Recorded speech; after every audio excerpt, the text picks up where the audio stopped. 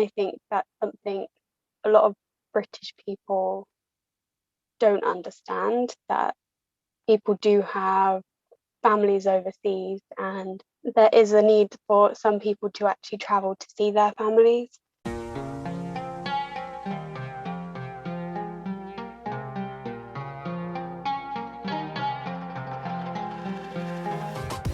Hi, I'm Isabelle Rogal, and this is Borderline. This week, the United Kingdom, where I live, is starting to come back to life. 32 million people have received at least one dose of a COVID-19 vaccine. Shops are reopening, outdoor pubs and restaurants too. I'll be getting my first haircut in 4 months. And families all over the country, grandparents vaccinated, kids finally allowed to travel, are reuniting. There's just one question left on everyone's mind. When do you think you'll be able to tell us that people can book a foreign holiday? That's if you listen to the British media at least. They are obsessed.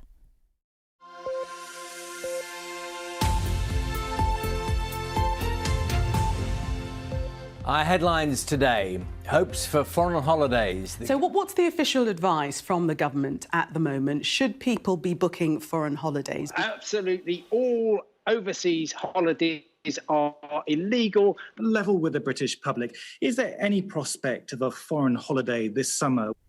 My esteemed colleague's fascination with foreign holidays is an amusing reminder that Brits love their country until it comes to spending a summer here. I'm the last person to fault anyone for their wanderlust, and while the focus on Spanish beaches is a tad reductive of the wonders of foreign travel, I am reassured that not everyone here is content with pulling up the drawbridge and shutting out the world. However, it must be said, using foreign holidays as a synonym for international travel is a misnomer. It's not just inaccurate, it's frankly distressing for many. There is much more at stake than tourism when we close borders. Whenever you read anything about international travel, it goes, holidays. When can we go on holidays again? I don't care about that. It's about meeting your friends and family, people you care about. That's Beate. She's seen her partner in Germany just twice since the start of the pandemic. It's been 6 months now. I don't really know what can be done. I just wish that somehow it would be recognized that it's not just holidays people want to go on. They don't just want to go 2 weeks into the sun or whatever. I mean, at least they could acknowledge that they're keeping people from each other and not just always say, you know what, just don't go on holiday this year, just stay in the country and do a staycation. That's not the point, not for me at least. That lack of acknowledgement is what's been baffling and hurtful to many. The toll is staggering and the silence deafening. 1 in 7 people in this country is foreign-born. Another, maybe 5 million British citizens, no one's really counting, live overseas. Some quick back-of-the-envelope math tell me the number of people in this country who love someone on the other side of British borders is in the tens of millions. That's why visiting friends or relatives abroad is the second most frequent reason for foreign travel after holidays. It's about 1 in 4 trips out of the UK, twice the volume of business travel. For these families and couples, spending time together has been impossible for most of the past year. For months, it's also been illegal. That's the British context, but you'll find the same stories repeated over and over again in most countries. This has left many people who, like me, like you, like millions, love across borders, feeling ignored or alienated from their governments, their media, and the public at large. Today, I wanted to make room for their voices and let them tell you, in their own words, what the last year has been like. Their stories speak for many more. My name is Arietta and I live in Scotland. My partner, Mate, lives in Zagreb in Croatia. And we've now been separated for 9 months with no end in sight. That's been really difficult for me. I had a tough upbringing, to say the least, and I really struggled to find myself and a feeling of home and belonging and family. I eventually found that, and that saved my life for sure, but it does mean that the only home I know is 1,700 miles away. And the support network and family that I found, my partner and my future mother-in-law, are the most amazing people. I've had that taken away from me, and constantly being denied any hope of getting it back anytime soon. It's had a huge impact on my mental health and really sent me into some dark places. On a lighter note, I also really miss his mum's cooking. I've joked that when I finally am allowed to visit, I'll be smuggling her back in my suitcase, because I'll be damned if I let these restrictions make me miss out on her Croatian cheese pie for another year. But more seriously, the travel restrictions have meant that we've missed Christmas and New Year, my daughter's birthday, our birthdays, Valentine's Day, Easter, all of those things, and all of the mundane stuff too, that, couples who can see each other take for granted. So hugs, kisses, pranks, walks, all of that and more. I'm now coming to the end of my university course, provided I actually pass, since my grades have taken a nosedive along with my mental health. But if it remains illegal to leave Scotland, I then face missing another occasion, my online COVID-friendly graduation ceremony without my partner and without my loved ones. This has been one of the toughest times in my life, and we're both just hoping and praying that it's going to be over soon so we can reunite and work on building a family unit and the rest of our lives together. I'm Marion from Switzerland, and my boyfriend lives in the US. We haven't seen each other for 14 months now. Of course, we're trying to FaceTime as much as we can, but there is still the time difference, which makes it more difficult. And the weekends when everybody's with their families and their partners and we're just alone. It's just super, super devastating and sad. I cry myself to sleep at least 1, 2, 3 times a week. Just because there is no end in sight. We have no dates at all. I hope Mr. President Biden will lift a travel ban in mid-May for everyone. And that all the separated families and couples can reunite. My name is Mary Wooldridge, Eligu. I'm from the UK. I grew up in a place called Grantham in Lincolnshire. And when I was 19, I moved to Uganda, which was supposed to be for 19 months. But then I met my husband and I've been living there for 4 years. I haven't been back to the UK since June 2018. I have a sister who is in Sheffield and a brother who is in Germany. They all came out for my wedding in 2018. So that was the last time we were all together, which was really nice actually. We got married in September 2018. So we weren't really in a rush for 2019 to go back. We were still trying to settle. And then from 2020, the virus hit. So we were just unable to travel. So just before all of this corona thing in February, my dad was diagnosed with bowel cancer. Thankfully, he was able to get an operation, which was booked in for April at this point. And, at this point, me and Fidel were contemplating maybe traveling back home and getting the visa to see my dad, because my dad has a really good relationship with my husband. So we wanted to be there for my mum and, be there as he recovers. So, just as what families are supposed to do. And then the airport in Uganda shut in March, so no one was going in and no one was going out completely. It was just a very difficult thing, because when you just want to be there when your loved one is sick. You want to look after them and you want to support them during that time, and especially like my mum, because my mum was worried about everything. And I think having a cancer diagnosis, especially for your mental health, it can be very difficult, and my dad struggled with that. So we just wanted to be there, which was just not an option because of coronavirus. October was when the airport officially opened. My dad actually got the all clear in November, which was great news. The operation was successful. But because they're still shielding, we've decided not to travel at this very moment in time with the really high cases in the UK. I don't want to be the reason why my parents get coronavirus.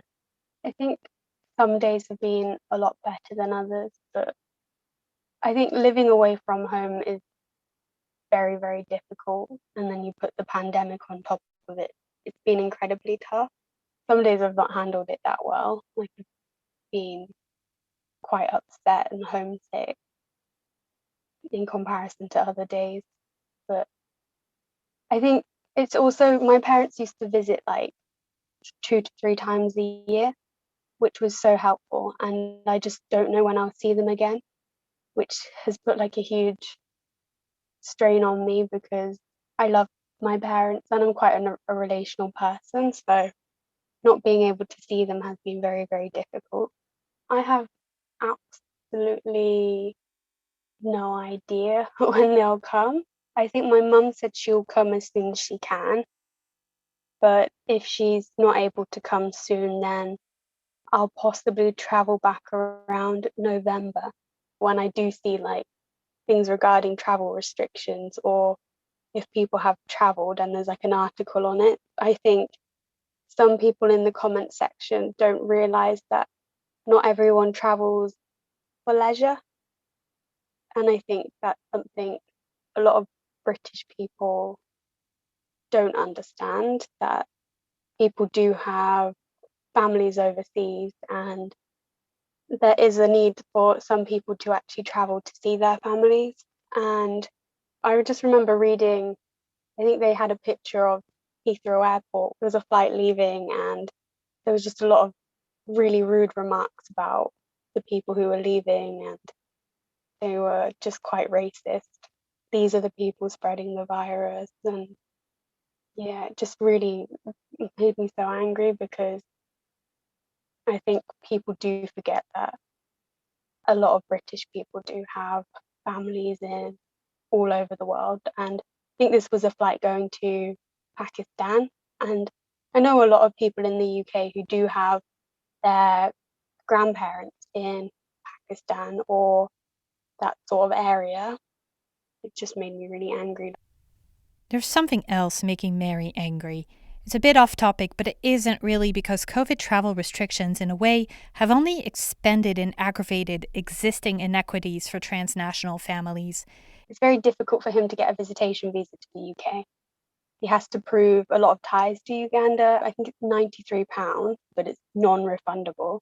From what I do understand, a lot of Ugandans are always very unsuccessful with getting visitation visas. British citizens who marry abroad need to reach a certain income threshold independent of their spouse to sponsor them to live in the UK. So Mary could technically come home despite travel restrictions, saying she's simply moving back, but she'd have to leave Fidel behind. Because of the minimum income requirement, I would need to be earning £18,600. And I come from an area with not many high-skilled jobs. It would just be very difficult for me to get that job. And moreover, we'd be separated for 6 months plus. If I do by some miracle manage to get a job when I arrive in the UK, it wouldn't take so long. But yeah, you have to also have 6 months worth of pay slips. That's why I'm saying it would take 6 months plus. I just get so angry that they don't seem to care about British citizens who do live overseas or have married overseas. It just makes me feel like I'm such a burden to the government when I've not done anything wrong. I just want them to maybe look at families like us differently and maybe have a lot more compassion towards us, and to stop treating us like we're a huge burden to the system. Just give us a more fairer chance of being able to do normal family things like traveling to the UK as a family and not having to prove that my husband's some criminal who wants to illegally stay in the UK. Like, it's just gets quite frustrating. Like having to prove constantly that my marriage is not some scam or my relationship is genuine and my husband is not a criminal or my husband's not a bad person. I think it just feels so exhausting. That alienation from home is a topic that has come up again and again. For many, it has made the isolation even more palpable and the prospect of return emotionally fraught. That's come up in unexpected ways for Jane Copland, a New Zealander in the UK. We left New Zealand after Christmas on the 2nd of January 2020, which I count as the worst mistake I made in 2020. I should never have left the country. But that was the last time I saw my parents. And before that, it was another year before that. We were trying to get into the habit of going back at Christmas, but that obviously didn't happen this year. It's been a very interesting time, I think, to be somebody who lives overseas from where they're from, especially being, I think, a New Zealander or an Australian. I think in New Zealand, there's always been a lot of frustration. We were often an afterthought internationally. I was a competitive swimmer when I was younger, and I used to travel to Europe a lot, and you'd come across people who had never even heard of New Zealand, didn't even know that New Zealand existed, or if they did, they weren't quite sure where it was. They thought it might be part of Australia. Nobody really knew anything about us, and I think that was always a bit frustrating because you thought we matter. We're a unique country full of unique people, and as the years went on, more and more people became aware of who we were on the back of things like the Lord of the Rings movie. We became a tourist destination, and so people then learned who we were. And then COVID happened. All of a sudden, we were shot to the top of international talking points. New Zealand has suddenly found itself to be a big success story. And a lot of people have taken the frustrations that they had about the way we used to be treated, and that has become quite toxic because they have, I think, to a degree, decided to externalize all of that frustration that we grew up with and be like, look at me, I'm the best now, you guys all suck. And looking at it from the outside, I understand the frustration, I understand the chip on the shoulder. I've had it myself, but it is not a nice way to behave when the rest of the world is suffering, especially because there are still hundreds of thousands of New Zealanders and Australians overseas, and we sit and we hear the nasty comments that get made. There's been a lot of people saying things like, don't come home. And that is hard to hear because although we don't have any plans to come home at the moment, it would be pretty much impossible at the moment for us. The idea that people are telling you not to come back is upsetting. It's not very nice, especially if you do something like what we've done where we've gone months at a time without leaving the house. When you see like the nasty comments, some of the things that people have said, I think they don't understand. They have zero concept of what it's been like to live here or in mainland Europe or the United States during all this, because there's been a lot of criticism from some New Zealanders, and they're not a majority, but some New Zealanders making out that we're to blame or we're in the wrong or at fault for some of the really ordinary things that we've had to do. So there was a conversation that I ended up seeing on Twitter yesterday because it got retweeted or got liked into my stream. And it was saying, oh, there was this woman who went to the tip in Manchester. My friend in Manchester was saying that she went to the dump, the rubbish dump. And that's not lockdown. I don't know why they think they're in lockdown. Is it any wonder that their country is so screwed up? It's like, it's been a year. Sometimes you have to go to the tip. Like, you're going to leave it in your driveway? And I think that they don't really get it because New Zealand was in lockdown for 5 weeks. And there are some things that you can put off for 5 weeks. But now for us, it's been 11 and a half months since we closed the office, slammed the doors, took our kid out of school. I don't think that they actually understand what it's been like to live like this for this amount of time. This is people's lives. A lot of people have died. A lot of people are miserable. Like, it's not being smug about rugby or the Olympics or something that doesn't matter. This is real. This sounds bad, but after basically a year, sometimes it gets really hard to be constantly in a position where you're happy for other people.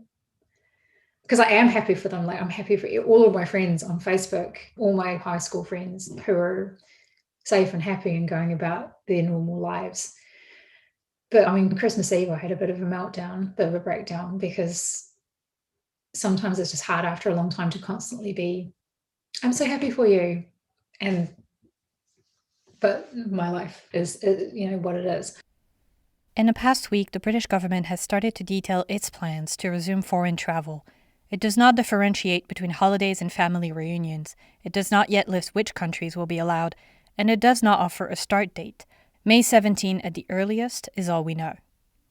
When he made the announcement, Transport Secretary Grant Shapps had a word for transnational families. The 1/3 of people, actually over a third of children born in this country to at least one parent who themselves was born outside of the UK, means that perhaps uniquely amongst major economies, we have family connections all over the world at a much larger scale. And those families won't have seen each other for many months. And as we domestically unlock, I think it is right to look at a safe, secure, with an abundance of caution system to be put in place to enable those types of visits to go ahead.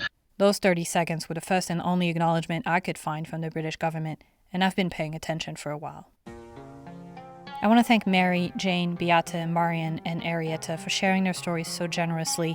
And thank you as well to Alex, Sharon, Hannah, Sally, Wendy, Maggie, Joe, Sabrina, Johan, Paolo, Darcy, Joanna, Laurence, Sean, Isabel, and so many, many more who have reached out and shared their stories on social media or in my inbox. I wish you all joyful reunions as soon as possible. If you think these stories are important and you want more coverage of lives lived across borders, please support it by becoming a member at join.borderlinepod.com. Borderline is 100% funded by its listeners and needs your help to continue. Thank you and welcome this week to several new members: Peter Ferrer, Lane Burgos-Slovesi, Karen Batzeller, Gregory Nikolaidis, Theodora Agarizzi, as well as an anonymous new member. And my apologies if I'm not pronouncing these names right. Do feel free to send me a pronunciation guide as well when you sign up. We really have members from all over the world, well beyond my language skills, and I absolutely love that. Thank you so much for listening. I'm your host, Isabelle Rogol. Music is by Offshane. Borderline is a One Lane Bridge production. I'll talk to you next week. Last words to Matt Hancock.